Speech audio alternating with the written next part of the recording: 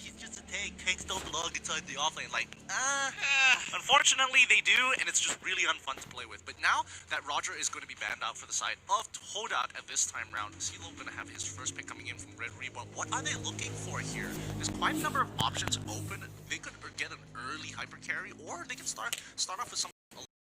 at least they can at least show and Uranus open for the side of Team Todak really claiming for themselves. Yeah, and that's what I was thinking. A lot of teams kind of like, you know what? We can kind of let Khalid through. Like, he's dominant in lane. If we have enough, aggressive supports, we can really pull him out of the picture here. Yeah. Oh, speaking of which, todak here going to be locking in the classic coming in from Moon Selena. We haven't seen this in a very long time, but don't forget that E1's going to be jumping right onto that boxer. It still could be given over to the side lane, so let's not hold our breath.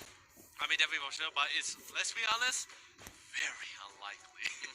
Very unlikely the Boxer will be going to X-Ray or 4-Mans. I believe it's still going to be in the hands of E1. I mean, if it ain't broken, you don't fix, right? He does a really great job with the Boxer. Let's leave it to him. And Moon with the Selena, unquestionable. Really unquestionable. But either way, Riverwalk coming in with the Hellcat and with the Joint. I'm a big fan of the Hellcat though, because mainly not only is he a really great player in the jungle, also he's really great at rotating and ganking as well. No, I absolutely love this because now it kind of allows the team to play around a concept or an idea where you're looking for these hard engages with Raging Sandstorm coming in from Khalid, and it also allows Jaw 3-1 composition just seems to be working out fine for a lot of teams all across the world. But here comes X-Ray's Ruby. Not sure whether he's going to be played by 4-Mans or X-Ray this time, but X-Ray has been playing a really mean Ruby. So him bring out the Ruby, not only will you have a great initiative, but you also have a really great controller when the fight gets really massive. Because right now, Team Todak, seeing the first 3 picks coming from Reborn, a lot of engaging heroes, a lot of heroes that's getting on top of you. You need that control for yourselves here. Yeah, and more importantly, Ruby just goes well into all 3 of these melee heroes. As long as they're melee, they're in danger of getting caught up in the IMFN, getting caught up in the taunt as well. It's really frustrating to deal with Ruby. Not to mention, if you are the Hellcat player, you want to. Here we go for the second last. Now we're approaching towards the second ban phase here. And the first ban that's coming on inside the second ban phase will be Natalia. And I guess in this case, they just fear the fact that there's just a lot of potential. Because remember, we have a Hellcat, we have a lot of heroes really going to be jumping on top of them. They're still, and we now with the new jungle that's really introduced by Moon to it is not surprising to see more than one core. There's things like Chang, things that fall into that position would also be like the Farsa, even arguably nowadays, because it's just becoming more and more.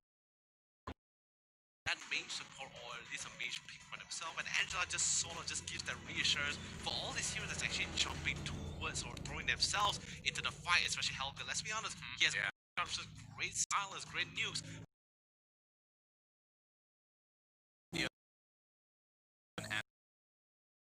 Kind of level 6. Correct. But I love Red Reborn's last ban as well, because it's quite common to see, especially during the last week of the regular season, where todak actually constantly went with this Harry and Selena combo all the time here.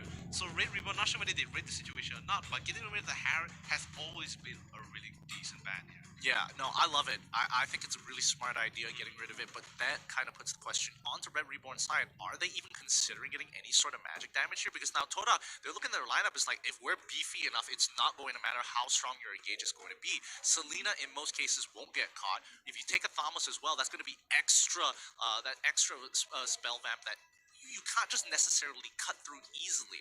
And now Red Reborn, now locking in the Claude, super safe marksman, especially effective if you are good at keeping that Art of Thievery stacks up, but the Eudora as well. A point and click, I want you to die, that person's gonna die. Yeah, definitely for sure. Because a lot of these fights, which is literally gonna be constant, it's not gonna be like instant nukes fights released, you know what I mean? It's just gonna be a really long, drawn out fight. So having one really great nuke inside your lineup really helps to ensure how the ties of the battle is going to be towards your favorite. But last big come, there's again his second personal favorite. To dodge it, can use the launch to kind of buy some time to put him in a better position. More important, the 2 things that you just look, click, he's probably going to die. Unstoppable Force, as well as the interesting game. Same time as well, ladies and gentlemen, this is the first game and of the first day of the playoffs between Red Reborn and Team Todak. Who will take it all? Please comment down in the comment section below to see who. I'm warming up. It's the first game of the playoffs here. It's gonna be Todak versus Red Reborn. Let's get let's get this ball rolling. Speaking of rolling, we're gonna see how E1 rolls with that boxer as well, because his rotation gangs will be very crucial to decide that early game towards that mid game transition. Yeah, no, they really did. They really, really did. Like, I was having two separate trends of thought at the same time that kind of just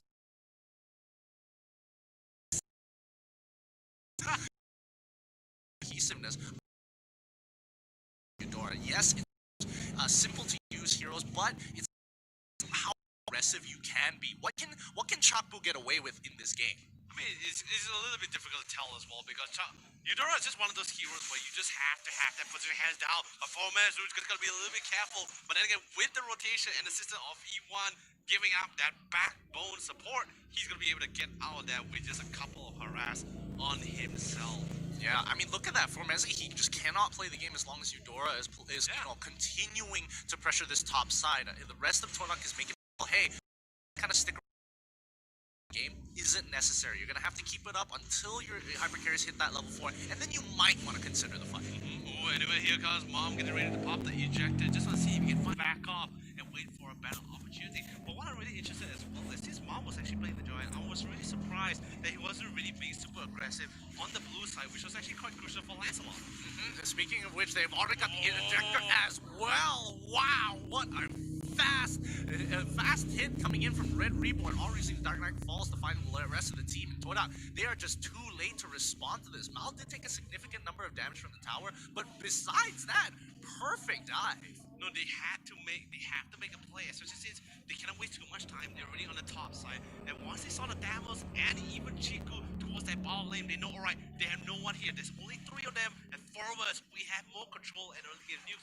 We have to make a play, and they did, resulting in that first blood.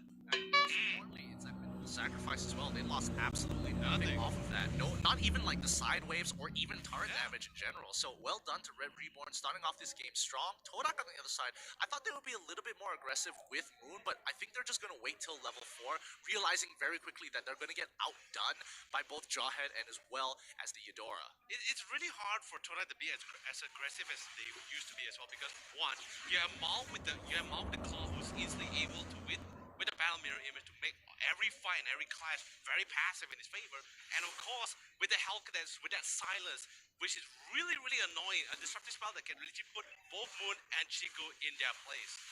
Yep, Aaron might be in a little bit of trouble here as E1 gets chucked back over into the turtle pit. But now the rest of the team is pulling in hard. Raging Sandstorm coming in from Silo. Can he pick up X-Ray? He's still sustaining. 1 HP left and finally goes down over. The rest of the team is going to continue to push on through. Aaron is already down, and that's just the beauty of Tortoise Poissons. Like, you think it doesn't do a lot of damage, but in the early stages of the game when you have no items, that thing really stings. It does. It really does. But then again, now Red Ribbon just has a rough idea where, like, alright, we can't really clash that early because Maul needs more item, Claude needs more item to deal even more damage, because since Red Ribbon had the upper hand in that clash as well, they only able to trade it 1-for-1, which is really not what Red Ribbon was really trying to go for here. I mean, yeah, 1-for-1, obviously not exactly the best position for Red Reborn, on top of the fact that they did lose the turtle as well. But look at Chico here, he's now in trouble, perfect execution, trying to get on top of Chakbu. He finds an opportunity, now Mao's in trouble, getting hit by the Battle Mirror image. No! It's not going to be enough. Bomb comes in real hard with the Unstoppable Force as well, and not even the Battle Mirror image can save him at this point in time. He's getting hit by everything. The juggling aggro perfectly coming out of Todak with a strong rebuttal after that early top lane dive. Mom, get the camera because I just got dived by 3 members and juggled around like a pinball. Whoa, that's definitely not the kind of situation where Mom really wants to be, and just really unfortunate. Whoa, that Flicker was still off cooldown. Right? Yeah, and what's even amazing that the fact that 4Miss is still actually just solo pushing, split pushing that bottom lane without any disruption at all. So he's having, although yes, he did give the first blood away, but with the lane swap, now he's slowly working back into his favor. Yes, the classic. How is it not a Todak game if we don't get the classic pause? Oh yes, it definitely has. It has to have that one pause because all the players and all the fans gotta calm down, you know. That's Yeah, gonna be like, no. I mean, after that play, it's like, how do you not need to like just take a chill pill, and just like, oh, just take a moment to be like, what in the world just happened there? can you imagine mom just like just drop the phone? I need a thing. I need a thing. Stop, pause the game. I need to drink water. And speaking of water, you guys make sure you gotta drink that water for yourself because it's very important to stay hydrated. And of course, we have 4 epic games gonna be happening to us today Yeah. with all your favorite teams. You gotta be shouting as much as possible. And when I mean shouting, put that caps lock and spam in that comment section. just keep it on all caps all the time. Yeah. Don't worry about it. We get it. We get it. But yeah, obviously, I feel like it's a little weird, especially because we bring up the joke about the todak pause almost all the time. But Yeah. sometimes it's not even them calling for the pause, and people are like, "No, it has to be them, right?" They heard us. They're on to us. They're on to us, Leonard. They're like, get it Leonard just for you guys. We'll pause right now. Right here. We can hear every word. Oh, Live stream, shucks. guys. Oh no. Oh man. But either way, so let's see the current lineups we have, right? We have one that's really a great. Both teams has really great engaging team composition here. Yes. Yes. But which one do you prefer in particular? Honestly, I prefer Red Reborn's one, of course, because there's a lot more synergy between the ultimates in comparison to just strong standalone ultimates coming in for the side of Todak. I mean, yes, you are kind of waiting for the Baxia to follow, to kind of go in, but then you're also waiting for Moon to land one of the pistol arrows. In comparison to, oh, I just have to walk up close enough and I basically guarantee a free hit. I mean, definitely for sure. And like, yes, I do support Todak. That's my prediction as well. But this game is just relatively harder for Todak because, like I mentioned, like what I mentioned inside the game as well, with the existence of not just Cloud with the boundary areas to get out of the fight, but you also have the Hellcut and the Jawhead to Yeah. just keep you in place. And Chiku, let's be honest, is definitely going to be a really easy game for Chiku because his decision making, deciding when to go into the fight, is definitely relatively easy. But when he makes up for it, because right now in this game, instantly, Mom gets assassinated once again alongside with Chiku. Oh. But here got 4 men, man. I'm offended as he pulls Chakpo back towards his death. Ooh, that was played so well by Todak. They absolutely broke them apart. Yes, they did lose 3 members, but it allowed CeeLo to actually get a push. So on the bright side of things, they are trying to mitigate the damage with Global Gold. But even so, Todak played that fight so well, methodically taking out the right targets, isolating them by themselves to allow people to kind of juggle the aggro with the turret, and more importantly, look for those hard punishes. This is where I was gonna say, like, since yes, 5v5 is gonna be a really tough competition when it comes to the clash, but when it comes to the pickoffs, Todak has it a little bit more better. I mean, of course they do, but it's one of those things where it's a preemptive strike. Who makes the first move? And even though they can't see it, Red Reborn can't necessarily defend against it because for Messi, he was able to kind of jump in with the flicker to kind of catch them off guard to get those follow-up kills later on. So I think Red Reborn overall, I wouldn't say they are underestimated, but they got to be a lot more aware of when these flickers are up because these plays can only be made every 80 seconds. But CeeLo definitely not having the best time with his life as well, trying to use the desert tornado to do as much damage as possible.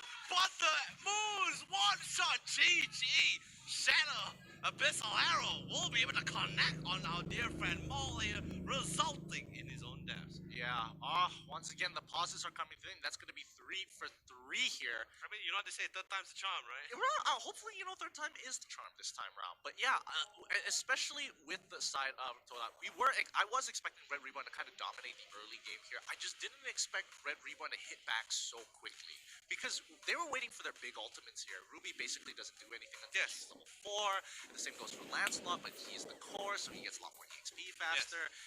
Eudora at level 2 overall was more useful than all of them combined pre-level 4. So that's why I was definitely thinking that it was going to be a lot more aggressive for the side of Red Reborn, which we did see. I just didn't expect it to stop just there. No, it's more like, I believe in that situation, it's more like they just started falling back. It's not like they didn't want to, it's more like they just like reminded themselves like, hey, they have their ultimates. Ruby has his I'm offended. They have all their ultimates, they have all their skills. Please be aware about it because this is pretty much where Todak tells us, alright, if you're aggressive towards us in the early game, then we're gonna fight back towards you guys when it goes to that mid-game transitioning, and it's pretty much where we saw Todak, especially before the pause as well. Yep. They started asserting dominance, placing abyssal traps, getting control of that jungle, forcing members of Team Red Reborn to fall all the way back to and start hugging their towers. Pretty much like how they forced Formez to do in the early game. Yeah. Yeah, no, you're correct. You're absolutely right. I'm thinking. Sorry, I got distracted because I was thinking about the compositions. A lot of the similarities Yeah. actually between the compositions. Both of them, they have different ways of engaging. That's fine. But overall, in terms of their hero picks, they both have scaling. That makes sense.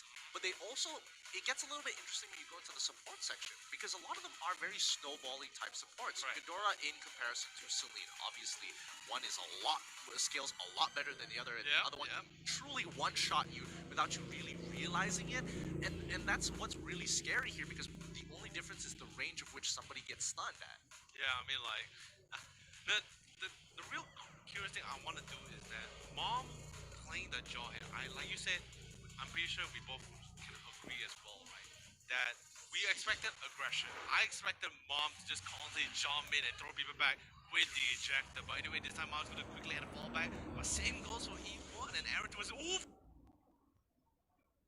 Formez not going to be able to connect his ultimate at all. Throws out the emojis because he's, a little sad. Yeah, it's just the pride, and like you gotta make sure you gotta hit those when they matter. But luckily for Todak, at least it zoned him off enough to get this tower. And look at the amount of towers they have. Todak, they are just playing a very, very solid game here overall. Just 5 to 1 turret difference here. Already starting a 7k gold lead. Putting them at a 7k deficiency at 7 minutes into the game. I mean, this is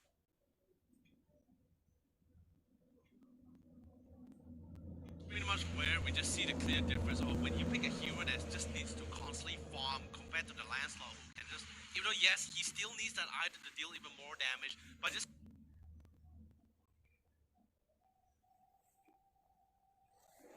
having the blade of Hatasis alone is enough for him to actually go for the assassin or execution for himself compared to the Claude. Yeah, and they are, even though they are losing map control for the side of Red Reborn here, it doesn't mean they're completely out of the game. Yeah. However, I think Todak, what they're doing overly efficiently, is taking those structures and looking for the punish at the same time. Red Reborn, they haven't been able to touch the jungle for a long period of time here, and Aaron really has to be playing around the outskirts. He's going all as far as to get to the beetle because he knows that the rest of the enemies are on top side here. Trying to get out of that stun with the abyssal arrow and trap. It's gonna be way too much damage, and Moon isn't going to hesitate for the kill shot. Oh man, that is big a punch that is.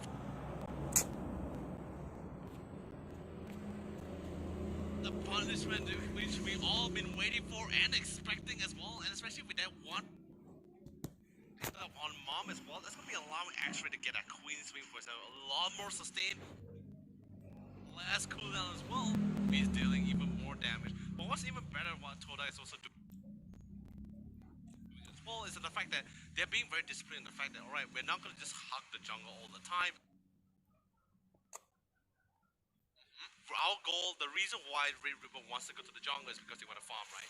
They clear the camps, they clear everything else, then they back out and they just stick with each other again. There is never one time that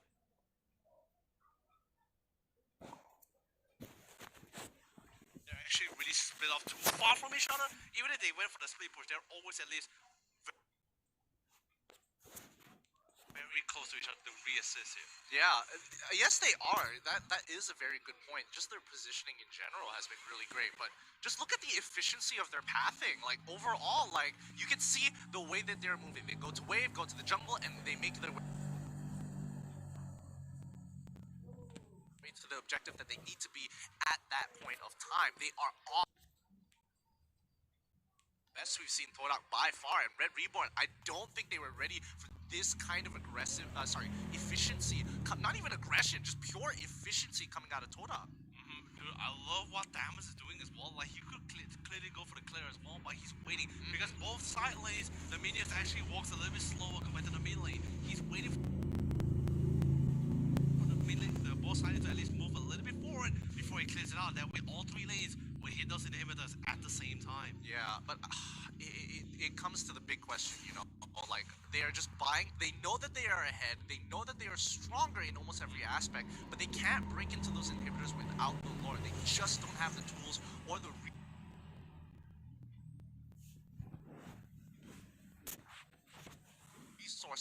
5-on-5 under inhibitor turrets. I mean, definitely for sure, because Red Reborn liner, remember, not only are they really great at that for their defense, but most importantly, really great